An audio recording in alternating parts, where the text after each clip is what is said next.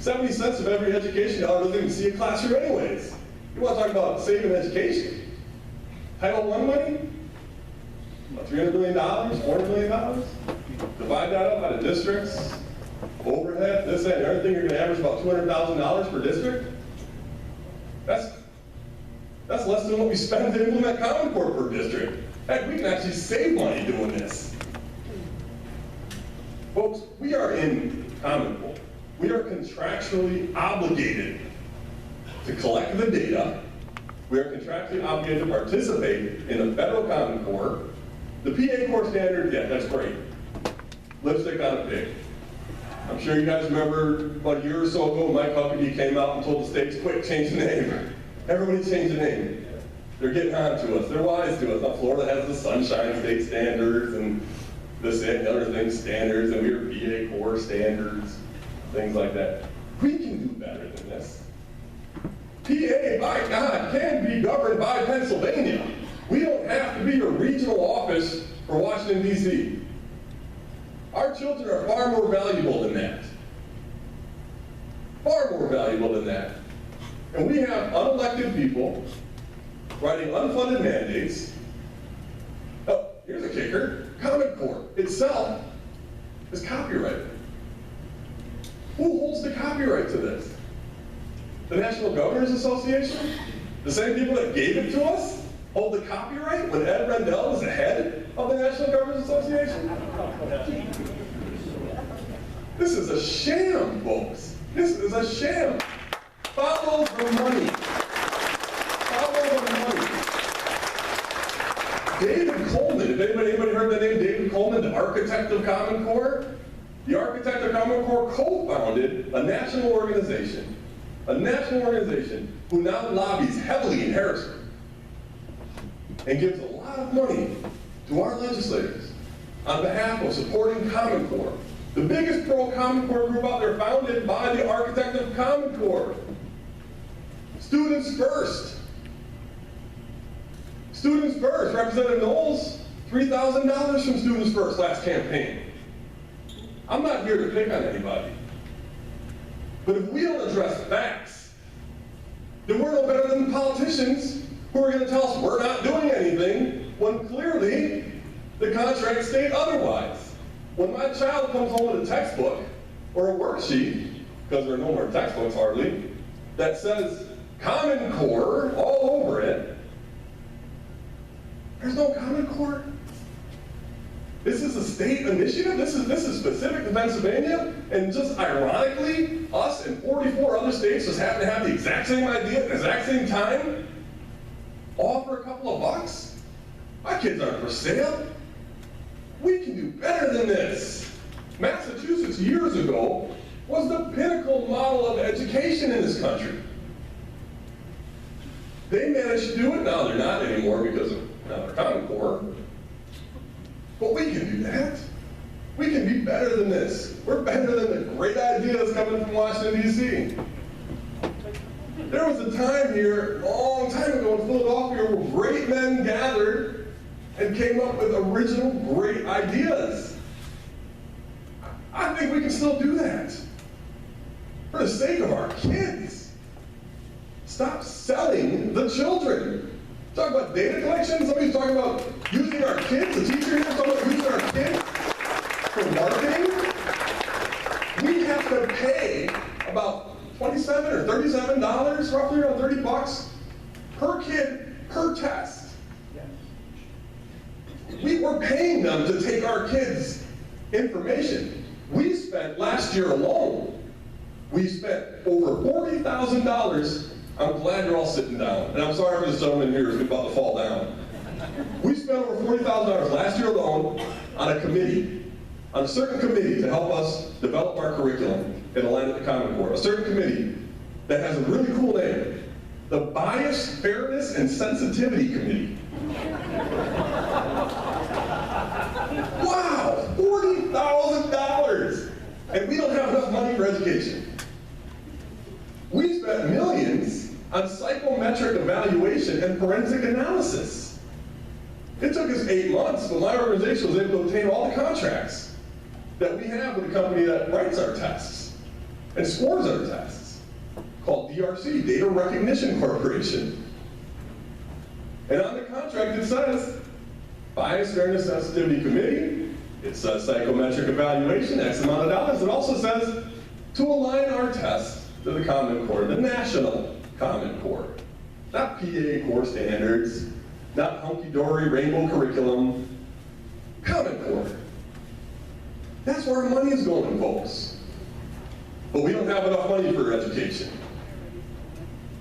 If we do something right the first time, we don't have to create worse legislation to fix bad legislation.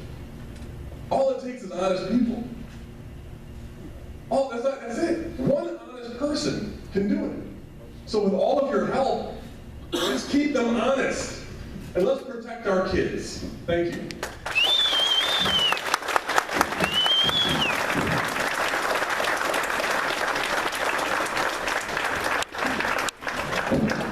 Our next guest is Dawn Sweeney.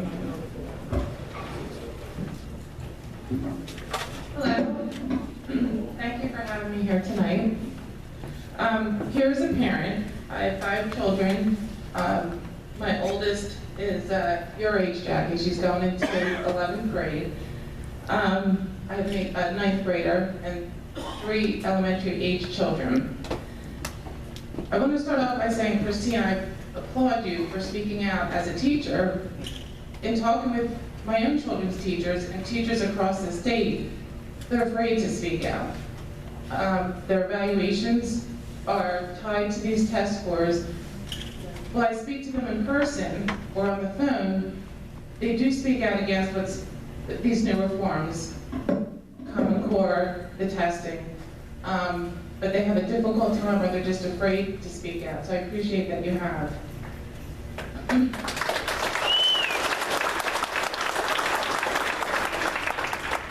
And I do want to address one other thing before I get into what I was planning on talking about, is PA core standards versus the national standards. This is my daughter's 8th grade math workbook. She doesn't have a textbook. There's nothing on here that says PA core standards. There's nothing in my 10th grader's curriculum that says PA core standards. And I question parents across the state to look at their children's curriculum. This says, this is Encore Mathematics by Hal Mifflin Harcourt. And on it says it provides instruction for all Common Core state standards. So this is not PA core standards, this is the National Common Core standards. And I did ask everyone, I sent an email to the State Board of Education, the PDE, the House Education Committee, and the Senate Education Committee, and I asked for the contact information for the PA Core Standards curriculum store. No one has gotten back to me, so I don't think there is one. So my daughter just finished 10th grade. She's going into 11th grade. She's up against the Keystone exams. 2 years ago, she took the Algebra Keystone. She got a B in the class. She has a 3.8, at that time she had a 3.8 GPA. And she did not pass the Algebra Keystone exam. She took the test in May, and we got the results back in about the 3rd week in September. And this is what I got. And the information on it, 1 word and 1 number. I don't know what her weak areas are. I don't know what her strengths are. Nor does her teacher, because she was already promoted to the next class. She was already promoted in geometry class when she found out her score. I requested, since she would need to retest, I requested to review her Keystone exam with her teacher and myself, so we could see what her weaknesses were that she'd need to work on for the retest. And my principal sent me this form. A request to DRC, which is Data Recognition Corps. They create our tests, distribute them, and score them. And they requested the $75 fee for me to get my daughter's answer booklet. I would not have gotten the questions, just her answer booklet. I then requested to my school district and to the PDE if they would waive that fee for financial purposes. Not everyone can pay $75. That's just for one test. I have not gone further with that request.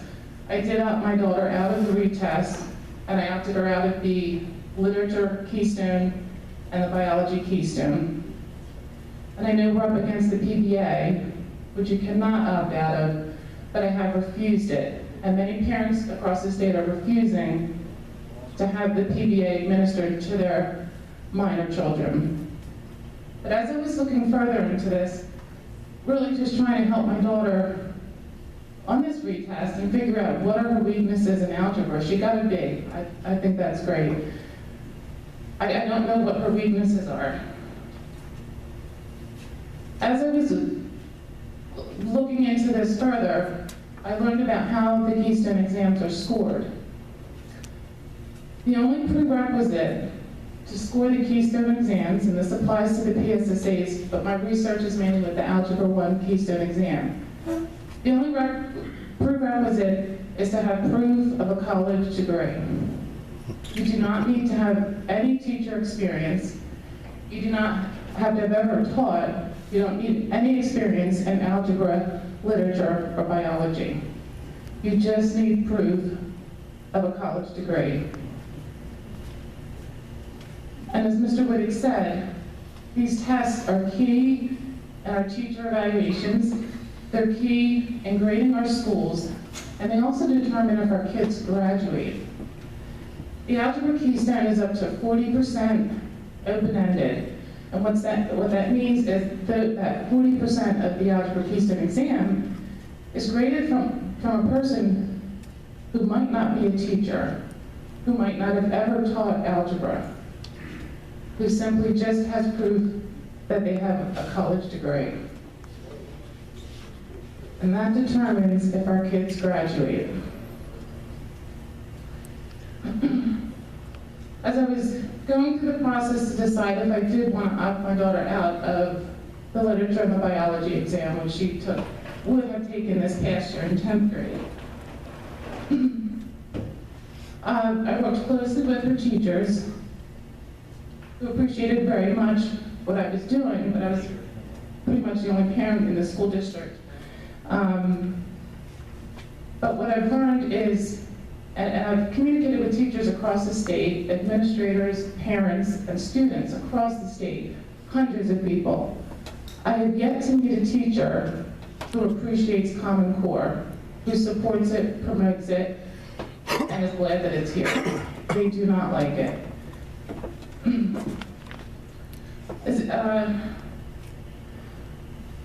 My daughter and I tallied how much time she spent in algebra on test prep. And it's about 35%. When she took algebra, she had what she called her regular algebra textbook, and then she had Keystone algebra. Two different things. She felt like the Keystone algebra was more confusing, more complicated, and more just difficult to grasp. I've reviewed all 3 Keystone exams. They're horrendous. There is no way our teachers aren't allowed to see them. Our administrators are not allowed to see them before, during, or after. There's a gag order. How do we know that these test questions are appropriate? As we've seen, they're not. These tests are tricky, they're confusing, and we're spending millions of dollars, I think it was $58 million, for the PSSAs and Keystone exams this year. Nobody knows if these tests are valid or reliable. So another thing that I did, people are asking, or people have, it seems to me, people have asked over the last 2 years, are the standards good? Are these Common Core standards good standards? Are they quality standards? Well, they've been in place since around 2013, starting around 2011, 2013, I think that was the first time the Keystones were administered. This year is the first time the PSSAs were aligned to the Common Core standards. I went to the PDE website, the Pennsylvania Department of Education, and I got the scores for the PSSAs that were administered in 2011. So it was the 2010-2011 school year. And I compared those to the 2014 Keystone exam results. This is the same group of students who were in 8th grade and took the PSSAs. 3 years later, they took the Keystone exams. And just to give you an idea of how Common Core is working in Pennsylvania, in 2011, 50% of the 8th graders scored advanced in math. In 2014, 14% scored advanced in math. That's a decrease of 35%.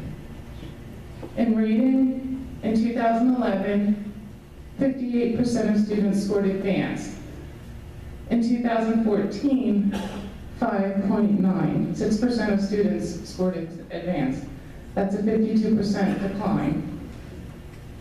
In science in 2011, 24% scored advanced and 17% scored advanced in biology in 2014. And what is this costing us?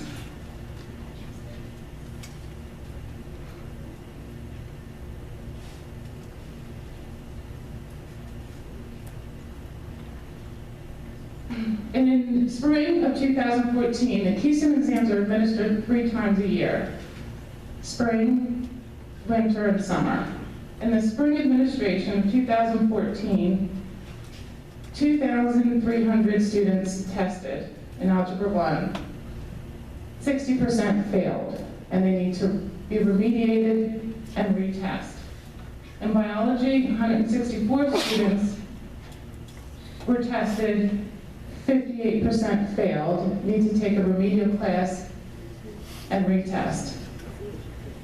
Literature, 111, 47% failed and need to retest. What that means is students are not able to take elective classes, and sometimes they may miss core classes, and it's costing our school districts money because the state's not paying for it. It's an unfunded mandate. Thank you.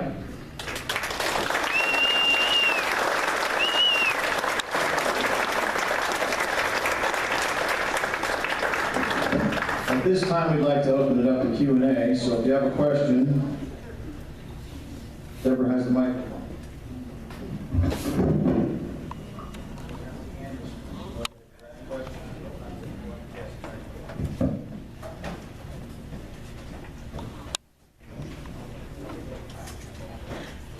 When I called the Department of Education to ask exactly who it was that made the questions, no one could answer that question for me. And now they don't even take my phone calls.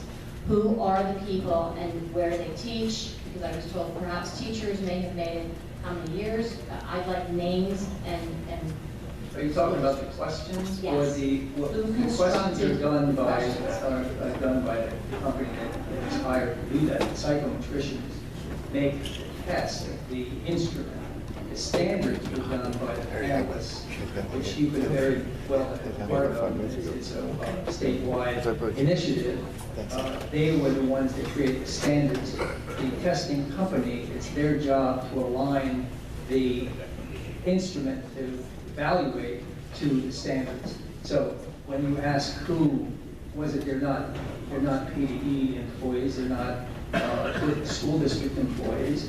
It's hired by the company, just like the PSSAs or any other testing group that we would have been hired to do. so that's the DRC. Yes. Yeah. And they write the questions and distractors. That's correct. We set the cut scores at the state board, and the cut scores are what is the differentiation between advanced, proficient, below basic, and basic. And those are done by panelists much smarter than me.